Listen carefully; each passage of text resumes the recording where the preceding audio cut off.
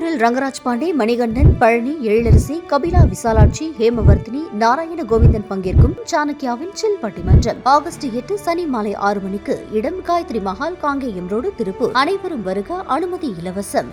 இந்நிலையில காங்கிரஸ் கட்சியுடைய முன்னாள் மாநில தலைவர் திரு செல்வ பெருந்தகை நம்மோடு இணைப்பில் இருக்கார். வணக்கம் திரு செல்வ பெருந்தகை, இணைப்பில் வந்து மிக்க நன்றி.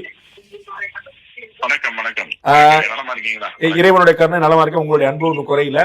தமிழ்நாட்டுல யாரும் எதிர்பார்க்காத வகையில ஒரு மிகப்பெரிய பரபரப்பான சம்பவம் நடந்திருக்கு பாக்குறோம். இதற்கு முன்னாடி நம்ம வந்து செல்வி ஜெயலலிதா அவர்கள் எதிர்கட்சி தலைவராகவும் அமரர் கலைஞர் அவர்கள் எதிர்கட்சி தலைவராக இருந்தபோது கைது செய்யப்பட்டிருக்காங்க. இப்போ வந்து எதிர்கட்சி தலைவராக இருக்கக்கூடிய திரு உதயநிதி அவர்கள் கைது செய்யப்பட்டிருக்கார். முன்னாடி 2 பேர் கைது செய்யப்பட்டது ஊழல் வழக்குகள்ல. தற்போது இந்த கைது நடந்திருப்பது வந்து ஒரு பெண்களை இழிவுபடுத்தக்கூடிய வகையில ஆபாசமா பேசுறது அப்படிங்கிறது. முதல்ல அந்த நேற்றைய திரு உதயநிதி ஸ்டாலின் அவருடைய பேச்சை காங்கிரஸ் கட்சி திரு செல்வ பெருந்தகை எப்படி எடுத்துக்கொள்கிறார்? இல்ல, இது 2 விஷயம் தான். எக்ஸ்பிரஸ் எஃப்ஐஆர்னு ஒண்ணு இருக்கு. எக்ஸ்பிரஸ் எஃப்ஐஆர்னா உடனே கைது செய்து விசாரணைச்சா புலன் விசாரணையில் உண்மைகள் வெளிவரும். வந்து எக்ஸ்பிரஸ் எஃப்ஐஆர் அல்லாதது இருக்கு. இது வந்து இந்த எஃப்ஐஆர் வந்து ஒரு கூட்டத்துல ஒரு பேசினதா சொல்லியிருக்காங்க. நானும் அதை பார்த்து என்ன பேசியிருக்காருல, எந்த இடத்துலயும் எந்த பெண்களை பற்றியான கருத்தையோ பெண்களை பற்றி அந்த குறிப்பிட்டு யாரையும் சொல்லல அவரு.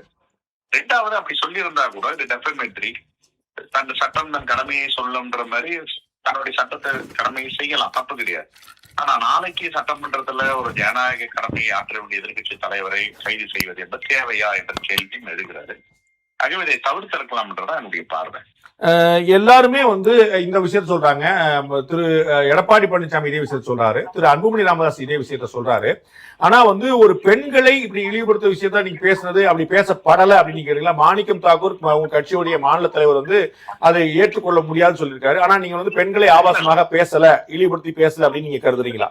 இல்ல, எங்கேயுமே அவங்க பேரை சொல்லலையே. ஆனா பார்த்தேன் சொல்லதெல்லாம் எந்த இடத்துலயும் அவங்க யாரை குறிப்பிடுறாங்க, நம்மையாருடைய பேரை எங்கேயுமே குறிப்பிடல அவரு. நான் 2 விஷயம் தான். நடவடிக்கை என்பது வேறு, கைது என்பது வேறு.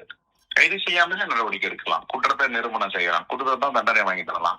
நாளைக்கு தன்னுடைய சட்டமன்ற கடமையை மாற்ற வேண்டிய எதிர்கட்சி தலைவர் இல்லாமல் நாளைக்கு நிலை அறிக்கை தாக்கல் செய்வாங்களா பல கோணங்களில் பல கேள்விகள் எல்லாம் இருக்குது. என்னை பொறுத்தவரை இந்த கைதை வந்து தவிர்த்திருக்கலாம். அவர் பேசுனதுலயும் குற்றம் இல்லைன்னு நீங்க நினைக்கிறீங்க?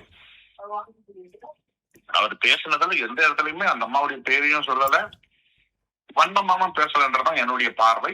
அப்படி உண்மையிலேயே அது மாதிரி சட்ட ரீதியாக தொண்டர்கள் வந்து த்ரிஷா த்ரிஷா த்ரிஷா அப்படின்னு பேசுனது, அதற்கு அடுத்து அவர் ஒரு வரி சொன்னது, அதற்கு பிறகு நான் காவிரிய சொன்னேன் அப்படின்னு சொல்லி சொன்னது, அதெல்லாம் வந்து அது ஒரு செய்திய மெசேஜ கொடுக்கலையா? பாக்குற பார்வையில தான் இருக்கு. ஒவ்வொருத்தரும் நம்ம வீட்லயும் பெண்கள் இருக்காங்க, எனக்கும் அம்மா இருக்காங்க, மகள் இருக்காங்க, சகோதரி இருக்காங்க. அது வேற. அப்படி அர்த்தபூர்வமா அதுல 1000 அர்த்தங்கள் இருக்குன்னா தப்பு. அது அதெல்லாம் சொல்றேன், நீ சட்டப்படியான நடவடிக்கை எடுங்க. கைது தேவையானதும் கைதுங்கிறதும் சட்டப்படியான நடவடிக்கை தானே, அப்படி இல்லையா? இல்ல, 2 இருக்கு. எஃப்ஐஆர்ல 2 விதமான நடவடிக்கை இருக்கு. கைது உச்ச நீதிமன்றத்துல பாசு நீதிமன்ற உச்ச நீதிமன்ற நீதிபதியா நிறைய பேர் வந்து பல வழக்குகள்ல வந்து தீர்ப்புகளை கொடுத்திருக்காங்க. கைது என்பது எப்ப பண்ணோன்னு இருக்கு. புலன் விசாரணை கைது செஞ்சாதான் பண்ண முடியும், இல்லைன்னா சாட்சிகளை அழித்து விடுவாருன்னா கைது பண்ணணும். இதுல எங்க சாட்சிகள் அழிக்க முடியும்? வீடியோ இருக்கு, ஆடியோ இருக்கு. நீதிமன்றம் சொல்லி தண்டனை வாங்கி தரலாமே. Okay, thank you. ரொம்ப நன்றி திரு செல்வ பெருந்தகை, இணைப்புல வந்து உங்களுக்கு கருத்தை மிக்க நன்றி.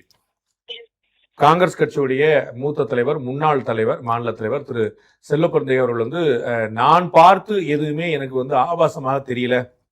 எங்க வீட்லயே பெண்கள் இருக்காங்க, அம்மா இருக்காங்க, மனைவி இருக்காங்க, மகள் இருக்காங்க.